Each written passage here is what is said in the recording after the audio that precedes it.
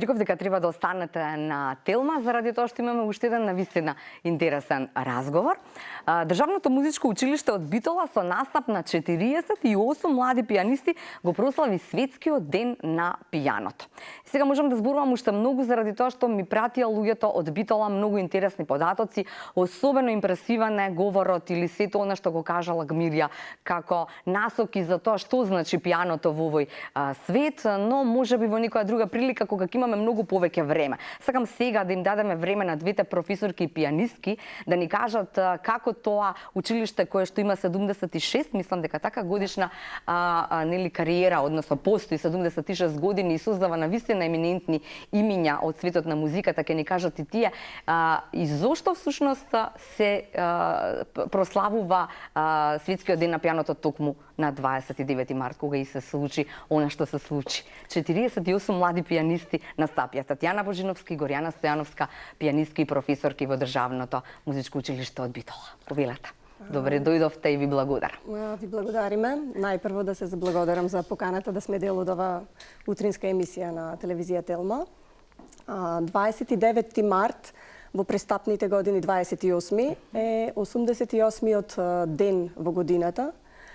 И тоа е, бидејќи се слави тој ден, бидејќи има 88 клавиши на клавиатурата. Да.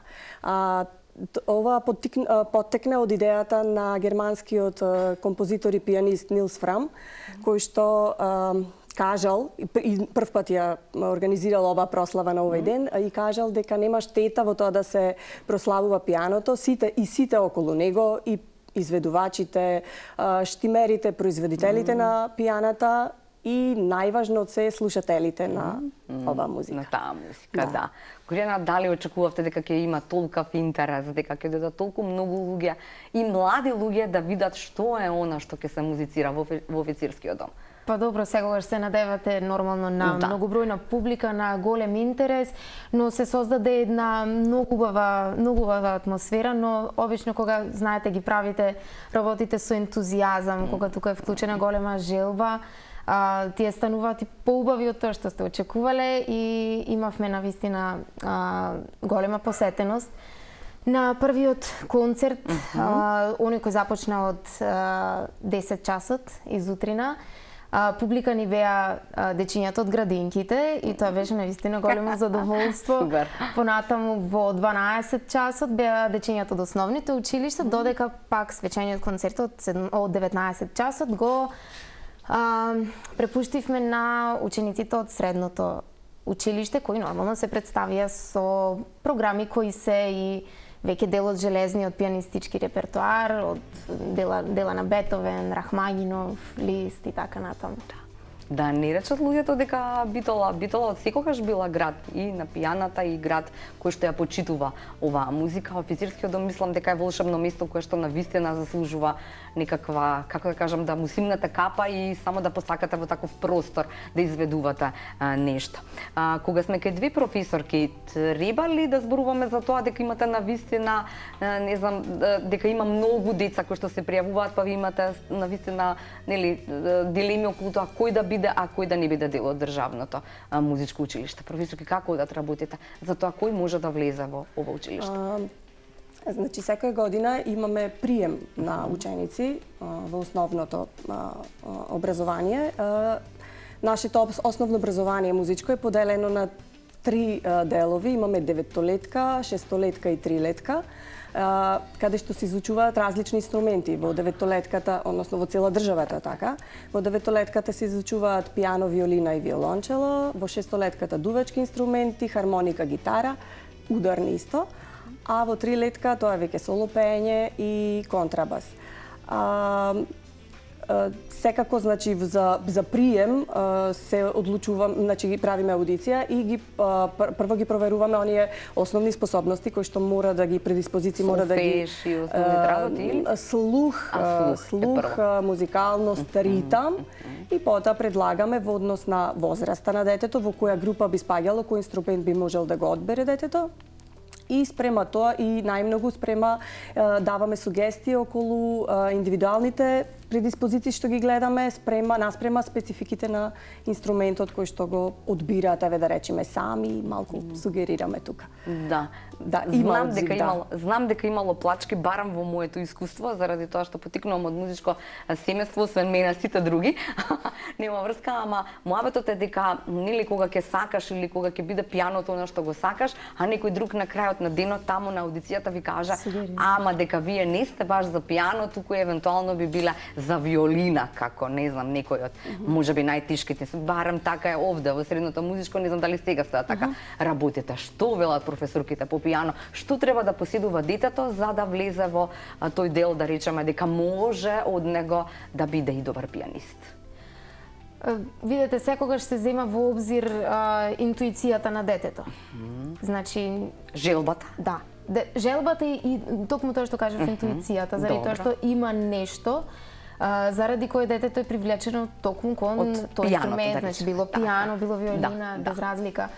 И тука професорите, поискусните професори секако можат да дадат сугестија, но доколку желбата на детето е толку силна, се прават сите напори да е удоволено на таа желба, заради тоа што така не знаете што понатаму од тоа може да се развие. Така е, да. Како беше вашиот пат до професорка и пијанистка? Да, јас потекнувам исто од музичко семејство, да, се запишав во основно музичко училиште. Знаевте дека пијано е изборот или? Да, заради тоа што професорката Татјана беше моја професорка во основно, и во средно, и сега сме и колешки, да, понатаму го продолжив своето образование тука на факултетот за музичка уметност, па бев на специјализација во Италија и сега функционирам како пијанист и како наставник. Така да тоа е едно заокружување на мојот досегашен пат. Да. Одлично. Професорка, вие? Јас исто потекнувам од музичко семејство. Мојата мајка исто беше, значи веќе во пензија, наставник по пијано од Русија, иначе таму се школуваше. Таму живееше. Од таму името Татјана, не треба да прашувам. Да. На мајка ми е Људмила. Така, и од секогаш сум знаела дека тој е мојот пат и ќе биде понатаму. Се школував во Скопје на факултетот за музичка уметност, кај во класата на професор Торо Светиев, каде што дипломирав, магистрирав и докторирав исто во истата класа, и ментор професор доктор Димитрија Бужаровски за теоретскиот дел. Одлично, да. Потоа се вработив во музичкото училиште, веќе 21 година скоро работам. Да. Не дека ние во Скопје нели па не можеме докрај да бидеме свесни за се што се случува во Битола. Но колку често се случуваат вакви настани? Колку често правите концерти? Колку често им давате простор на вашите, па и ваши концерти, нели? Колку често им давате простори на вашите ученици да покажат што знаат, освен еве вака на еден светски ден на пијаното, професорки? Да. Како училиште сме доста активни. Подсекогаш сме биле, затоа што музичкото училиште, како што кажавме, од 1947 година, лани прославувавме 75 годишнина. Учениците наши го од секогаш го прославувале името на училиштето, на институцијата и представуваат главен двигател на културниот живот во Битола. Од секогаш сме организирале во нашето училиште, меѓутоа и во музеот претходно, Центар за култура, меѓутоа сега откако го кажавте офицерски дом, значи сите манифестации добиваат посебен сјај. Да. Сакам да искажам особена благодарност до директорката госпоѓата Лили Бошевска за цела соработка што имаме со училиштето, за отстапување на просторот секогаш кога имаме идеја, таа е во пресред на училиштето. Значи, организираме многу настани, почнувајќи ја имаме традиционална Шопенова вечер, која што секоја година, веќе скоро 30 години ова година, во 2023 ќе ја славиме. Ја организираме, потоа лани имавме по повод 76 годишнината спектакуларен голем месец на прослава со разни семинари, концерт со школскиот оркестар, потоа годишни концерти, разни настапи, државни надпревари, меѓународни и така, многу многу Супер. настапи. Мора да споминаме дека некои од важните имиња и денеска, нели, кои што се во Македонија и излегле всушност од ова државно музичко училиште. Да. Нема, веројатно е многу време ќе ни треба, ама еве некои само имиња, да не ни се налутат сите. Да, имено да не ни се налутат сите, заради тоа што има многу луѓе кои оставиле свој печат на музичката сцена во Македонија и надвор од неа. Значи, еве дел да спомниме Мерика Вкалеска Стоилкова, професорот Тодор Светиев, професорката Јасминка Чакар, професорот Владимир Костов, и предпоставувам дека сега во моментот и не може да ми дојдат сите на памет, но ги има навистина многу. Да. Јасминка Чакар и со особена, како да кажам, и убавина во раскажувањето, раскажуваше за незината приказна во однос на Битола и се она што се случувало. Милица Шперовиќ Рибарски, Милица Шперовиќ Рибарски, Миле Николовски, Така, може да редиме уште. Многу други. Така е. Исмаил Лумановски кој што во моментот е таму каде што е. Да. Така. Марија Вршкова и стварно многу. И во поп музиката Кире Костов, Тоше Проевски, Ламбела Баковски кој. Да. Така е. 48 пианисти, ние имаме само уште 4 до 5 минутки за овој разговор. Каква програма создадовте или нели беа тоа и млади и ученици, но и повозрасни? Секој имаше право заедно со своите професори да избере програма или требаше некакви насоки во однос на програмата? Како одеа работите? Најпрво да ги пофалам целиот тим кој што учествуваше во оваа организација на овој настан. 48 на вистина за сите наставници кои заедно учествува во организирање, во планирање, бидејќи бара многу макотрпна работа. Исто учениците кои што на вистина го исполнија офицерски со радост и со убава музика. Најпрво ни беше организирано да на почеток почнат најмалите ученици, второ, трето деление, затоа што публиката ни беше целна беа. Гледаме дел од ова. Успеавме, од професорке, само она што се договаравме, успеавме дел од концертот да го слушнеме. Таму учествува значи најмладата публика со кратки композиции, затоа што и малечките има толку концентрација да можат да слушаат.